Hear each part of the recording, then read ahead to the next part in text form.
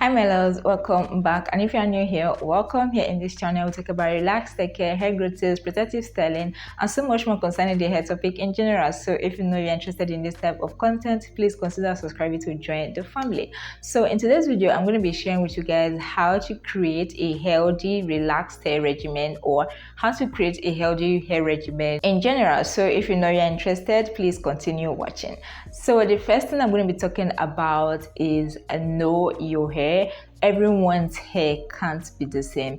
Your hair needs, your hair type, your hair texture, your hair porosity, and all that is going to determine what your current regimen will look like. And also know that your hair regimen may have to change as your hair grows longer or as your hair changes. The regimen I'm using right now is not the regimen I used 2 years ago. The regimen I used 2 years ago is not the regimen I used when I started my hair journey. So your hair regimen is going to depend on what your hair currently needs. So you're going to have to know your hair first of all. Which category does your hair fall in, relaxed or natural? Because your hair regimen may be slightly different depending on whether you are relaxed or natural.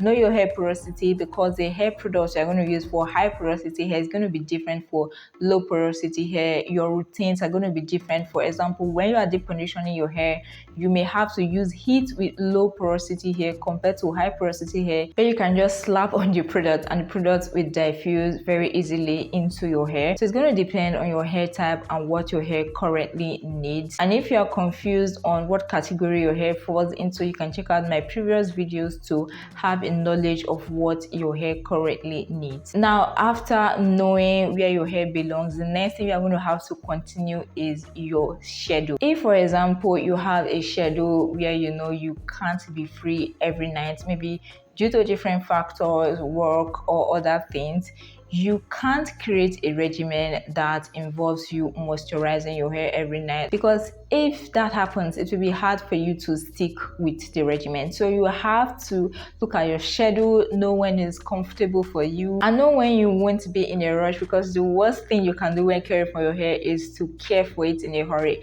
detangling your hair in a hurry, taking down your protective styles in a hurry. I'll show you, if you do this, you're going to come out with breakage and you may end up regretting it. So take your schedule into consideration when planning out your regimen, your routines. So after considering these things, the next thing you're going to do is create your hair regimen for your own hair.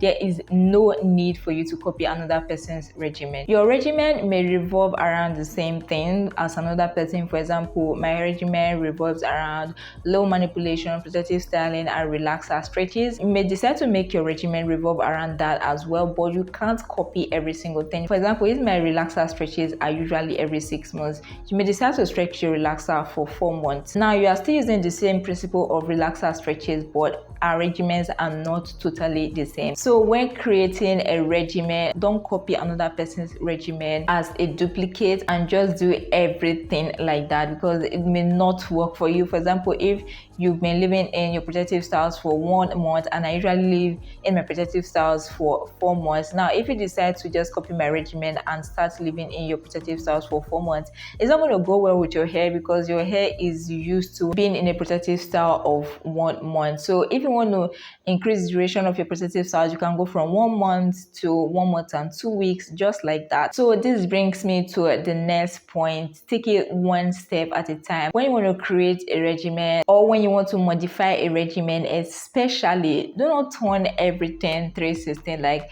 change everything drastically overnight and make it difficult for your hair to adapt. You have to give your hair time to adapt. Do not change too many things at a time, because if you incorporate too many things, if you change your shampoos, your conditioners, change all your products, change your protective styling, durations, change everything, change your relaxer stretches, when you eventually get results, whether positive or negative, you're not going to know which of the things you change is actually causing this result. So take it one step at a time, with respect to the products, with respect to the routines, and with respect to the durations. Like I said, when you are trying to increase the duration of a routine, for example, your relaxer stretches, your protective styling, your washes, increase it gradually. Don't go from stretching your relaxers at 3 months to now stretching your relaxers at 6 months. Few people do it and get away with it, but you may not like seeing the result, it's better to be safe than sorry, because once hair is lost, it can't be gotten back.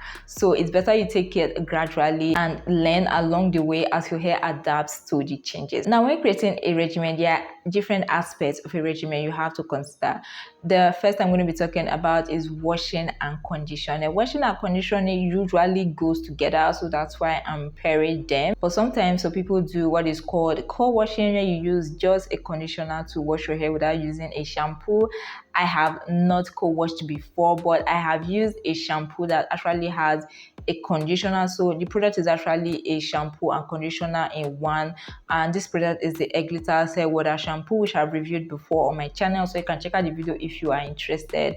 But for using conditioners alone to wash my hair, I have not done that. So for washing and conditioning, first of all, you have to think of the products you want to use. I advise using a sulfate-free shampoo, except you want to clarify your hair, give your hair a really deep clean, for example, after being in a very long term protective style. But aside this, I recommend using sulfate-free shampoos because they are usually more gentle on the scalp and leaves your hair more moisturized, because they don't strip your hair of its natural oils, unlike these sulfate shampoos that tend to dry out your hair by stripping your hair of its natural oil. So I recommend using a sulfate-free shampoo. The shampoo I use is a sulfate-free shampoo, but sometimes I use the shampoo from the Profectiv Mega Growth line, which is a sulfate shampoo. I use sulfate shampoos when I really want to give my hair a deep clean. So think about the type of shampoo you want to use, the type of conditioner, and then the frequency of your shampoos and conditioner. I usually recommend that you don't wash your hair too frequently, because the more you shampoo your hair, the more dry your hair tends to become. So unless shampoo your hair every week has been working for you, I would not recommend that you shampoo your hair every week, unless your hair tends to get greasy very fast, or like you sweat a lot. For example, when you have been actively working out in the gym and you sweat every day, then maybe that may be okay. But if you don't have any indication for shampooing your hair every week, I would not recommend you do that. So make sure your shampoos are not too frequent. Now for the conditioning, you have to balance between a protein and a moisturizing deep conditioner. You can decide to use both a protein and moisturizing deep conditioner together, which is what I usually do, or alternate between them. For example, you can use a protein deep conditioner this month and use a moisturizing deep conditioner next month, whichever works for you. As long as you strike a balance, that's fine. So another aspect to consider when it comes to creating a regimen is your detangling. Now, the detangling routine is a very crucial aspect of a regimen. I don't know how I can stress this enough. You can literally gain 10 inches in a year and lose that 10 inches because you roughly detangled your hair, or because you're in a hurry and what would have taken you like 1 hour to detangle, you decided to do that in 10 minutes. And after that, you lose like 1 year worth of hair or of growth. And one thing you should know is that when hair is lost, it can't be gotten back. I'm usually very gentle with my detangling routines. I have shared multiple detangle routines here on this channel. You can check out those videos if you're interested. If you know that you won't have the patience or the time to gently and fully detangle your hair, don't even bother.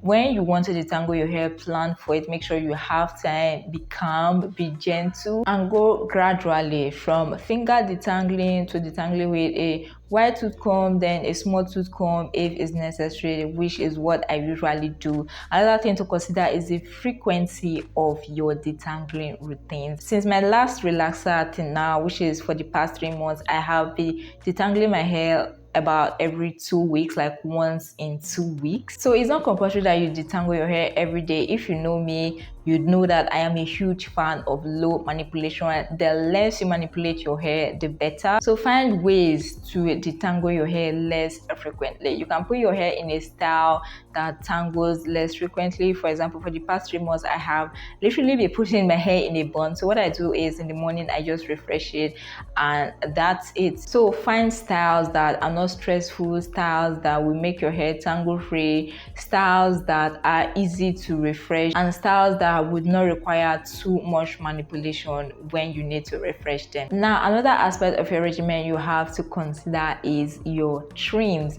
Now, there are a lot of controversies about this trim, whenever I bring up this topic, I get different opinions, usually about the frequency of your trims. Now, I always say do what works for you. Some people trim their hair every month, some every 2 months, some every 6 months. Some don't even trim their hair at all. Some just dust their ends, like search for split ends and trim them off. Some trim their hair once in a year, and sometimes I get questions on how frequently I trim my hair, and I've answered these a lot in so many videos on my channel. I don't have a particular time frame I use in trimming my hair. I trim my hair as my ends needs to be trimmed. Before my last trim, which I had on my relaxer day, the trim I had before that was about 2 to 3 years ago. I know that is so bad, but it may not be bad if my ends were actually very healthy. My hair was so due for a trim since last year, that's 2021, but I skipped that trim because I could not get a pair of hair shears, so I was only able to get that during my last relaxer routine, where then I eventually trimmed my hair, and I decided to be trimming my hair gradually as time goes by instead of just going in for a big chop.